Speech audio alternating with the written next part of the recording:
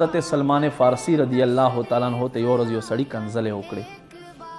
کیمیای سعادت کې امام غزالی سے فرمائی حضرت سلمان فارسی رضی اللہ تعالیٰ عنہ ته یو سړي کنځلې وکړې. اوس موږ ته چې کنځلې څوک کی کنه بیا که ډېر نیک او متقي سړی ولې نه یار دا خو زما غیرت خلاف دی چې زه په دې باندې څه ایکشن نه اخلم.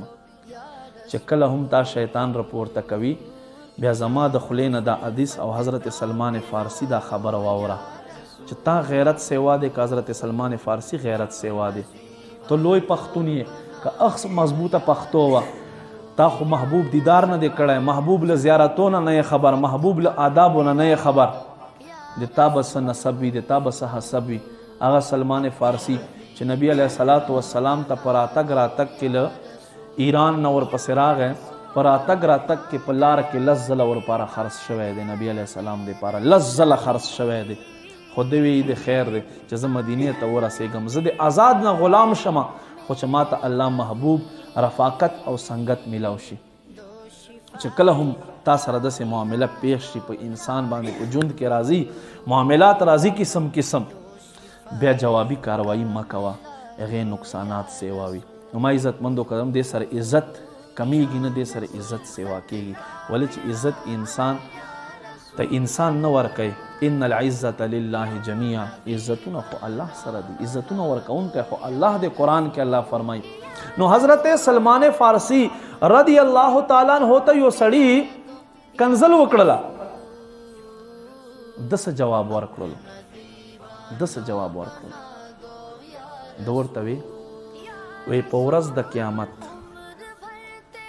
که چېرته زما د نیکیو پلړه نیکیو تله مې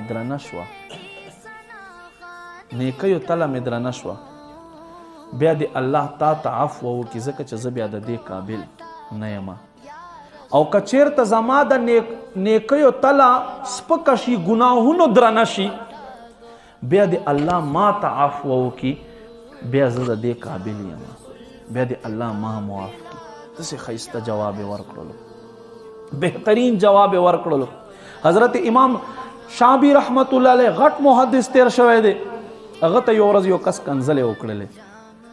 ده په جواب کې څه ورته ووی؟ ده ورته وی که چېرته پروردګار عالم ما ته بخښنه وکړي بیا زه د دې قابل نه یم، تا ته نه وینا پکار. او که ما ګناهونو سیوای او ما ته بخښنه نه کوي بیا زه د دې قابل یم. پوه شوې؟